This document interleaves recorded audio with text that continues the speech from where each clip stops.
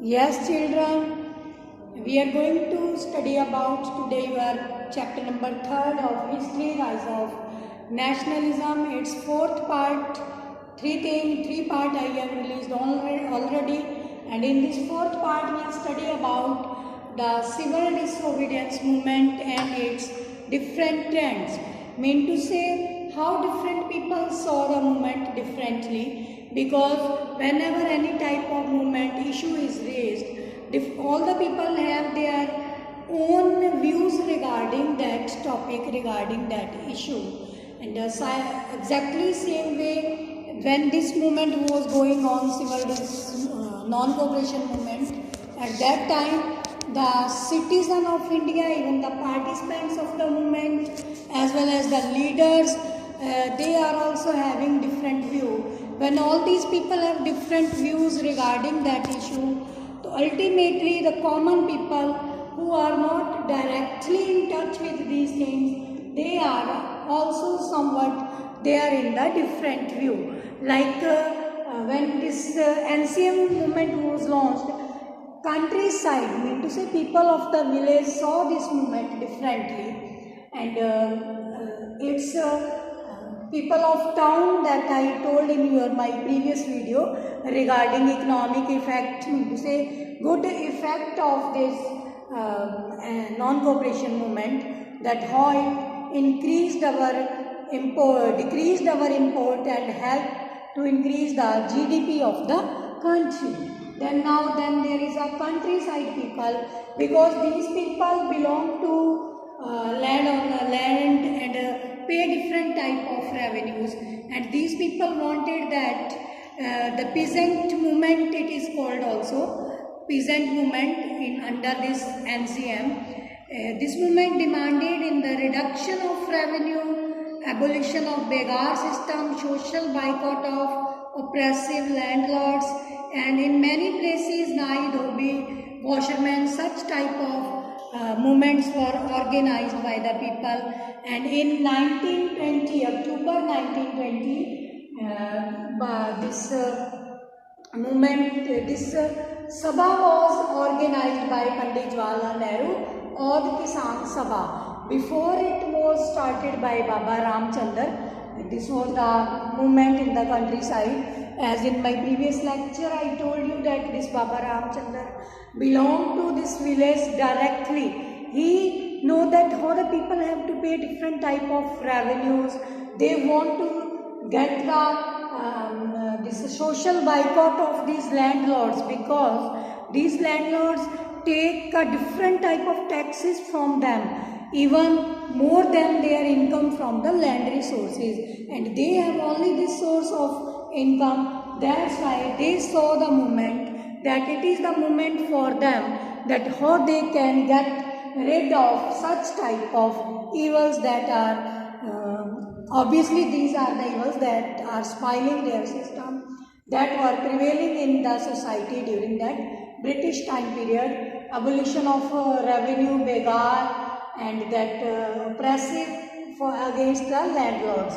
Begar, here I would like to tell you, it was a system like that people of the village were supposed to do some work for these landlords under these Britishers free of cost. They are not being given any type of income, any type of money for that. That's why these were the people, that is called begar. And in this way there was Sabha was organized in 1920 that took some steps to favor these peasants in their movements. And when they favor this, more than within this area, more than 300 branches have been set up in the village around this region. And as the movement spread, the houses of the tulakdar mean to say those landlords, they used to collect revenue from them. Tulakdar and merchants were attacked, bazaars were looted, and grain hoards were overtaken. Grain were hoarded over there, mean to say they keep hold that grain, don't give these people. Then our second point is tribal communities. When they saw that this movement is going on, and each and every citizen of India started taking part in this movement, and till now they have understood that whatsoever these are the movement launched by Gandhiji, these are the movement for their profit only. That's why they have started to take part directly in these movements. Here I would like to tell you about one movement, Guerrilla movement. It was led in Andhra Pradesh. Here it was from here, Andhra Pradesh, and this guerrilla movement regarding the forest. These people used to live in the forest, and these were militant guerrilla movements spread under the leadership of Alluri Sitaram Raju, that was inspired by greatness of Gandhiji. And in when this Swadeshi was launched, then also he was a part of that movement, an important part, and he used to wear Gandhi type clothes and shaved his head also. In my previous lecture I told you that how he used to get these ideas widespread through the villages of that South India. And Raju told about the greatness of Gandhiji, and he wear khadi also, but at the same time he believed that India could be liberated only by the use of force, not by non-violence. This was somewhat a different idea than the Gandhiji he has adopted. In this way, guerrilla movement, this Alluri Sitaram Raju was there, and then the last thing was that plantation workers.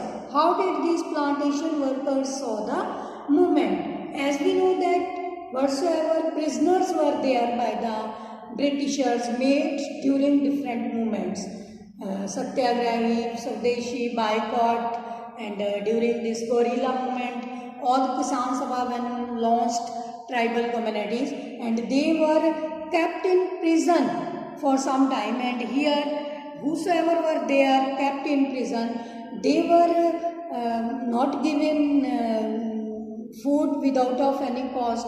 They have to work in the jail. Whatsoever work they have to do in the jail, they usually used to send in the plantation workers in the eastern part of India. Here Assam tea plantation, Assam tea, coffee, this Arunachal Pradesh. Here exactly it is basically from Assam. If you may see very old pictures, Kala Patthar, Purab or Paschim, there you will see such type of places where these people are picking tea leaves from the tea gardens. What was happening there? These people were not given even permission to talk with each other. Long rows are there, like we know that in plantation workers different type of rows are there. In rows crops are, same type of crops are grown. So then when they were picking the leaves, even they were not allowed to talk with one another over there, not with each other. If they find so, on the spot they give them severe punishment. Sometimes they are ordered to shoot death also. This was the condition, and whole of the day they have to do this work. You know, it is a manual work. Every time they have to keep standing, pick the leaves and get them separated accordingly. And it was very severe punishment for them. When these people thought that these plantation workers came to know that Gandhiji have launched one movement, that is NCM, meant to say non-cooperation movement, that we don't have to cooperate with the Britishers, and they thought that this is the movement for us, like these people thought and these people thought. But exactly there was something confusion. Actually there was something misunderstanding, that actually this movement was not for all these purpose. It is only not to cooperate with Britishers, but these group of people, different group, understood it differently. In other words, we can call it different people saw the movement differently. What were their attitude towards that movement? And ultimately due to this misunderstanding, this movement got somewhat slowed down. Its influence somewhat slowed down, was not so influential as it should be. And I would like to tell you here, who were these plantation workers? They were kept under this prison under the Act of Immigration Inland Act of 1859. 1859 they were kept there, and they were supposed to do that manual work that I told you. They thought that this is the moment for them. They are not supposed to work over there. They are not supposed to cooperate with the jailers and others there, and they took it as totally freedom, and mean to say they are free now. They don't supposed to do any work. They started not doing work over there. Moreover, they fled away from there. They jumped out from the wall of that jail, and they were not permitted to go to meet their families for last many years. They thought that it is moment for them so that they can go away from here and meet their family. They were socially cut off, like from there. That was their prison, and it was I think naturally they will do this because they were eager to meet their families, go to their villages, see their fields, what is happening over there. And taking this view in mind, when they heard about the non-cooperation movement, they left the plantations and headed home, but they never reached their destination, as they were caught on the way by the police and beaten brutally over there and put into prison once again.